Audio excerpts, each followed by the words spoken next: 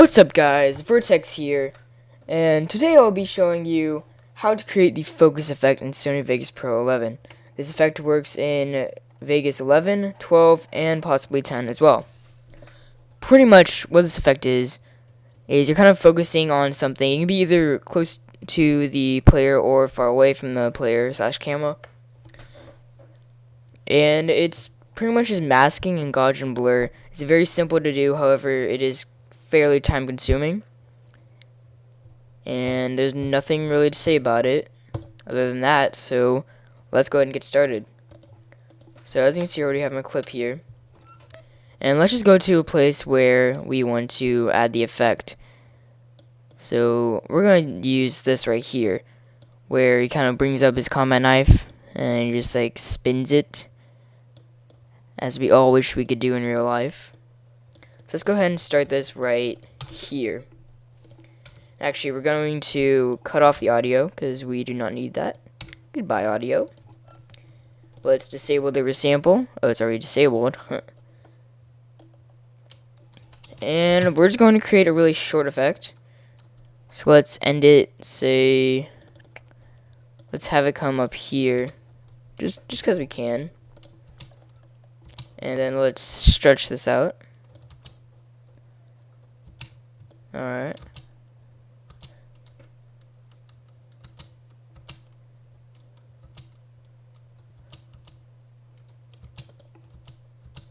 Then here we can just speed it up. So maybe like that.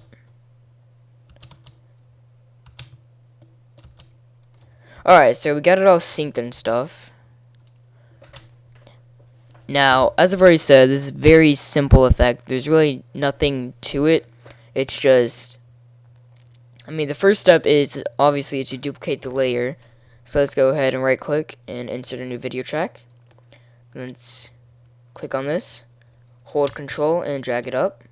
We're not going to do it for this one because we're not applying the effect to this last bit, only to this part. Okay? Now, what we're going to do is we are going to leave this bottom track. Like, we're not going to mess around with it. We could really delete it if we wanted to, but we're not. So let's go to the top one, and let's go to video event pan crop, and there. I'm going to check the mask box and make sure it's on the anchor creation tool. Now, let's find... Actually, you know what?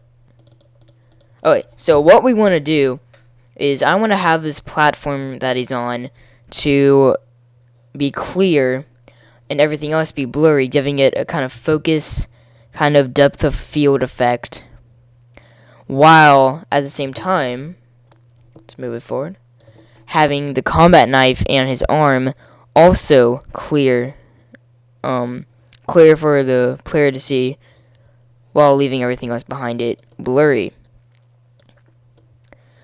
So you can probably already imagine how it's going to work. It's pretty much just really tedious masking. So we're going to start the mask real quick. Let's make it like that. We're just going to do a really quick mask. Normally you would want to take your time on this. However, for the sake of the tutorial, I'm going to kind of rush this. Just kind of. Okay, so right now, nothing's changed. That's fine.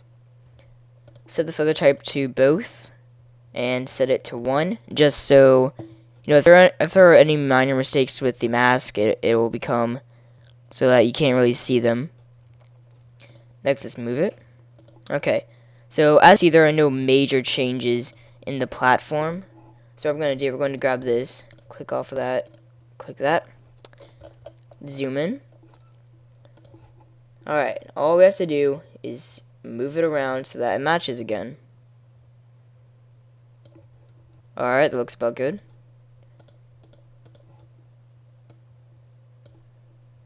Okay, and normally what you would do is you would just continue doing this all the way through till every single frame is done, for the sake of the tutorial and the length of it, we are going to go ahead and just kind of be lazy with it. So we're going to skip all the way up into the part where the combat knife comes out. Actually, you know what? Wait.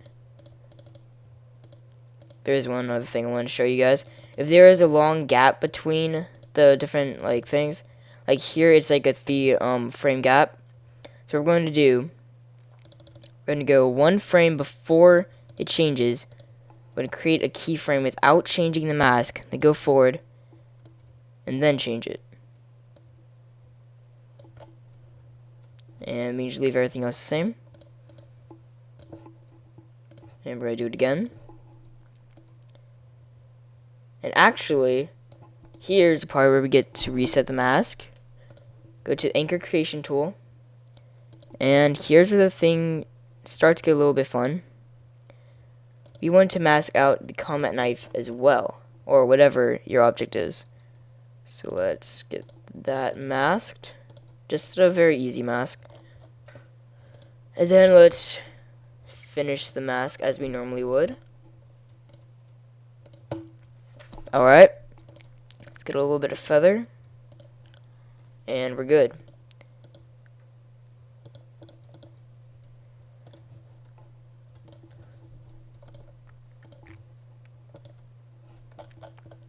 So from here on out, it's pretty much just like find the part wherever the video kind of changes, fix it, fix the mask I should say, and then find the next part and keep on repeating that process. It's really not that much fun, but the ending result looks really nice, so it's worth it. And we're just gonna do a really crappy mask. I don't care.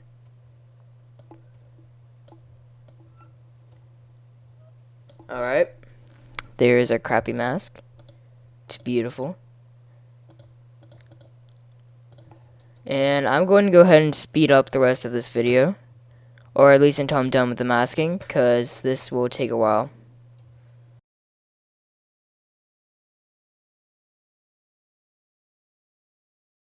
Alright guys, so we are now finished with this extremely long mask. Turned out pretty nice though. So once we're done with our mask, here comes the easy part. As you can see, nothing has changed quite yet. But what we're going to do, we're going to grab Gaussian Blur, and we're going to apply to the unaffected track a blur. And you can already see how it's changed. Now obviously we can mess around with this all we want. We can just make it however. We're going to keep it like this. So now, as you can see, when we play through it, now obviously the mask isn't that good, so there are some mistakes with it. As you can see, it's kind of like rough around the edges. But that's fine. If you really wanted this to look nice, then you would take more time on it. Some people spend hours masking, which I just don't have the patience for.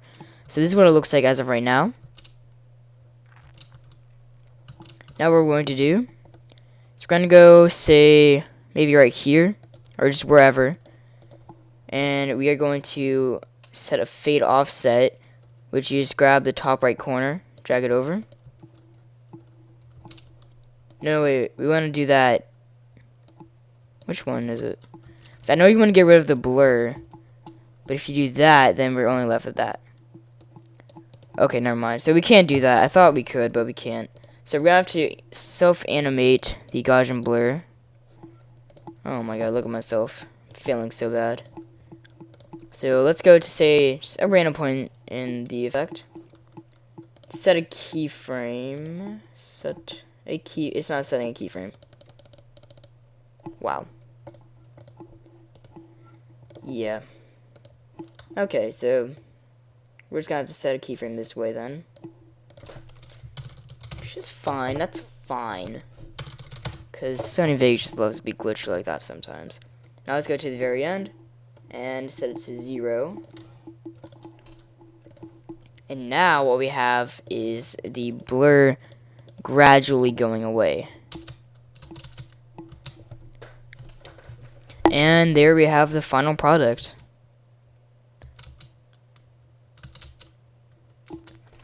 It really is that simple. I mean, the only difficult part about this effect would be the masking. Other than that, it's extremely simple. And we're done. So, I'm by Vertex HD, or just Vertex. And I hope you guys enjoyed. I will see you later.